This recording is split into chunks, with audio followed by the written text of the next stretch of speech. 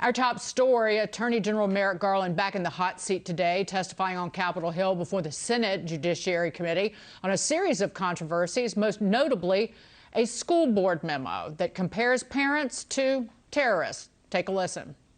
Well, I have in my hand right here that I'll submit to the record a letter from one of your U.S. attorneys to all of the county attorneys, to the Attorney General, to all sheriffs, to the School Board Association of his state, in which he talks about federal investigation and prosecution. It's not about meetings, it's not about coordination, it's about federal investigation and prosecution.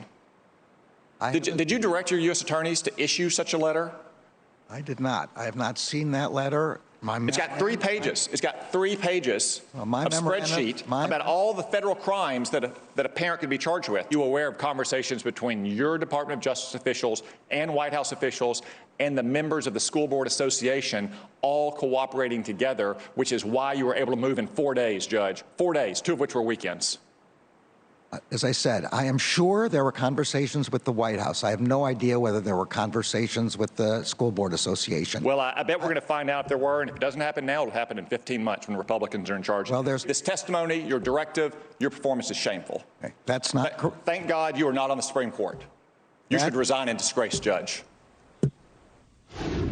Here now, Karol Markowicz, New York Post columnist. Karol, I know you watched today. What did you make of Attorney General Merrick Garland, who would not disavow the memo that he wrote targeting parents, despite the fact that the National School Boards Association did walk back that, at least language, calling parents domestic terrorists? Well, I think Mr. Grassley said it best when he said that the letter that the School Board Association had sent out has been disavowed. So now do you disavow the memo which implied that parents would be targeted as domestic terrorists for daring to speak out at their school's school board meetings? And Merrick Garland really didn't have a lot of answers for that. And, you know, my impulse is when I hear like Tom Cotton, you know, speaking the way he was speaking is to say, oh, you know, you're going too far. But this is actually an attorney general who is going to prosecute parents as domestic terrorists. I'm not sure there is a too far anymore. One thing I do want to point out, it boggles the mind how Attorney General Garland could sit there and stick by that memo. But if you piece it, we've pieced this together before, but the National School Boards Association, it was a couple of people who wrote this letter to President Biden. But before sending that letter to President Biden, they worked with people in the White House on authoring that letter. One of the authors then got a recent appointment by the Department of Education, so by the Biden administration. But they walked back the language in that letter, and you still have this Attorney General standing by it. But all of this, it's very suspicious. The coordination of this effort, the speed with which the Justice Department and Garland went after parents. This is a scandal, and maybe it will take the Republicans retaking the House and even a majority in the Senate to get to the bottom of what's really going on here. Well, last week, Merrick Garland admitted that he took action because of that letter from the National School Board Association. So there's really not even like a great mystery or conspiracy here. I think the only thing we're trying to connect at this point is what role the White House played in all of this. And they absolutely did meet with the National School Board Association as well. So the only missing link is the White House talking to the Attorney General.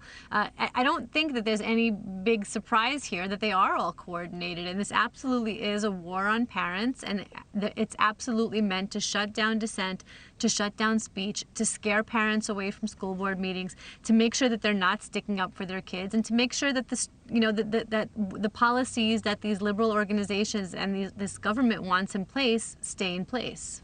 It was just astonishing to listen. I listened to almost all of the hearing today, or the questioning, and you heard Cory Booker tried to link the Parkland shooting to domestic terrorism. Right. And in fact, the Parkland shooting was because the school administrators and even the local school district, because they failed to remove somebody from the school, they failed to protect the kids, which is what the issue is broadly among parents, where they failed to remove a dangerous individual from the school when they knew that the ultimate shooter, was violent. So I found it really rich that Senator Booker would even bring that up, because it kind of made the point that parents across the country are trying to make.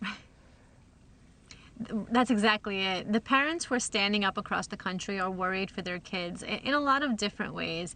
But, you know, the story out of Loudoun County in Virginia really shook a lot of people, where a dad was sort of the impetus for this whole thing. He was the reason for the National School Board Association letter and for the memo from the Attorney General's office.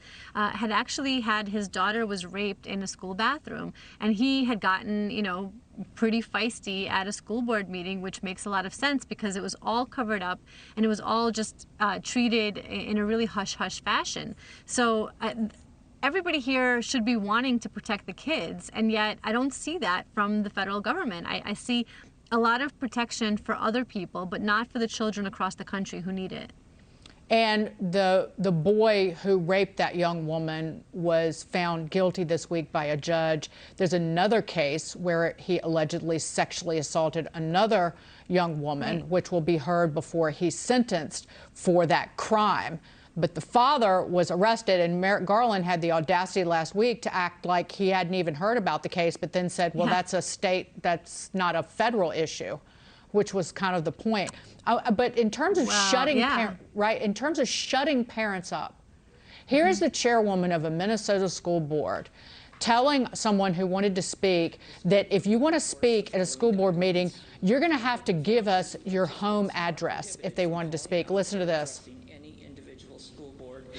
Or school district staff member. If this occurs, open forum will be closed and the individual will not be allowed to participate in future open forums. Crowd noise or any sort of grandstanding during open forum, including applause, talking, hollering, or any outbursts will result in open forum being closed. I don't know if you could hear that, but I watched more of the tape where you're required to give your full home address out loud. Yeah. And one of the individuals who was trying to speak said, what? You already have my address. Why? You know, my house is already, so my house can be egged. But again, this is an effort at the local level to shut the parents up, scare them. That's exactly it. Yeah, and so it's funny because Merrick Garland calling the Loudoun County issue a state, issue or a local issue. Well, what is he here for? I'm really unclear what the role of Merrick Garland is in all of this. If these are all state and local issues. This is a Justice Department that we've got a few more years, but it's already been highly politicized. And Carol, as Andy McCarthy, who is a former U.S. attorney, said, he said, what they're doing, the process is the penalty. And it's to sick the FBI on them, make the parents think that if they participate in school board meetings, they will be the subject of an investigation. They will have to lawyer up. They might have problems with their employer. This is a gross abuse of investigative power. And before we go, what stops this? Yeah. Well, what stops this is parents saying no and continuing to speak out all over the country. I think parents have really awoken here, and they see the problems in their children's schools, and they're not going to sit back down, and they're not going to let the government bully them into it. I hope they keeping on, because we need it. We need the parents to be involved here, and we need the parents to speak up and fight back against the people who want to shut them down. And this does not fall along political lines. This does not fall along racial lines. Yeah. These are angry mama bears and daddy bears.